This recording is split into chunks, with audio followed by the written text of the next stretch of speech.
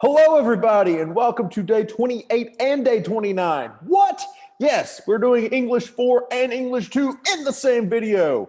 Craziness, craziness. So welcome to Virtual English for all of you who are sophomores and seniors at Portageville High School. Welcome. This is the crossover event we never thought would happen. It's finally happened. You could throw out your fanfics. It's happening. It's happening, ladies and gentlemen. So for today, for this week, here's the plan for the week. You are all going to be working on the VFW essay contest. There we go. So the VFW Voice for Democracy contest. So in at least 500 words, you're going to compose an essay addressing the following prompt.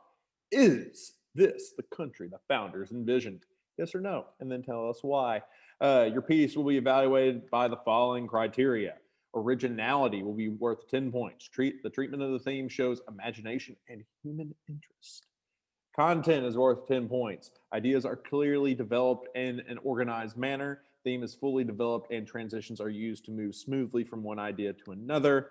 And then minimum length reached is 30 points. So yeah, if you just do the essay, you're kind of gonna pass. So this week is a crazy week, of course, because of homecoming and whatnot and soybean festival and all that fun jazz. So we're just going to focus on this essay this week. That's all we're doing. If you, like I said, if you get 500 words, you get the 30 points, and then the other ones will be determined just on how original it is. Sorry about my hiccups. How original it is, and the content, how well the content is addressed. I'm going to pause for a second to try to get rid of the hiccups.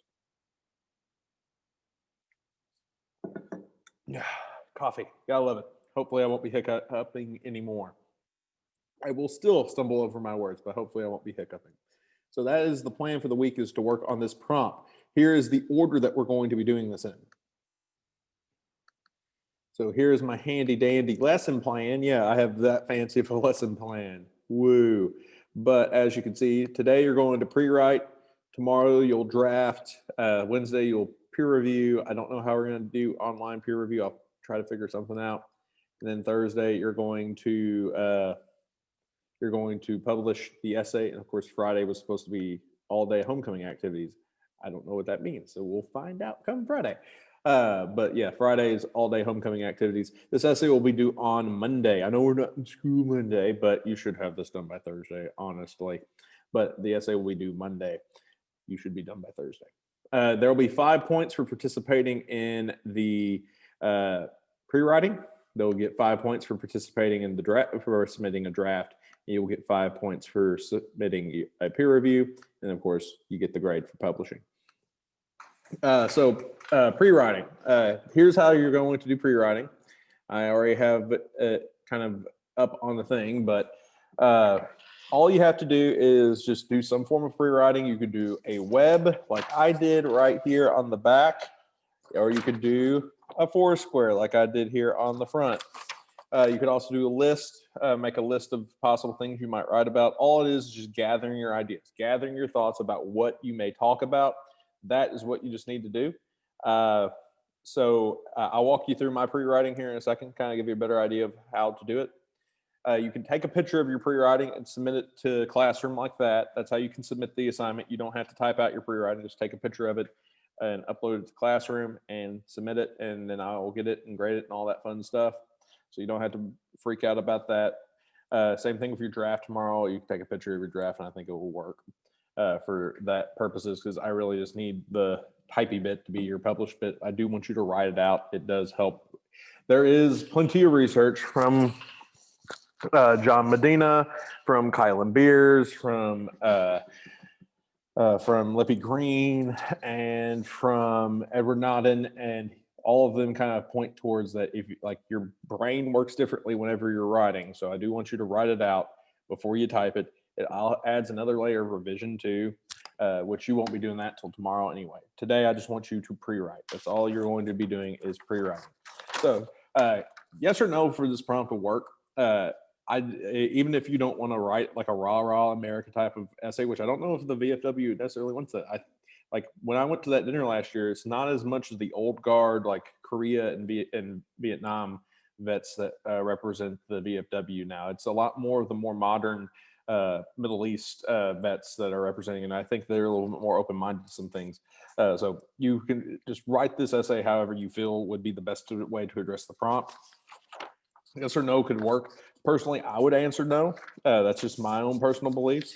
And that's kind of what I did with my web here is I answered no, and I kind of branched off of different things I could talk about. So over here is the amendments. I kind of talk about like they had to add the Bill of Rights. We didn't have freedom of speech until we added it with the Bill of Rights. Technically, the Founding Fathers added that, but they're more why did they include that in the original document? Then you have like the 19th Amendment, 13th Amendment.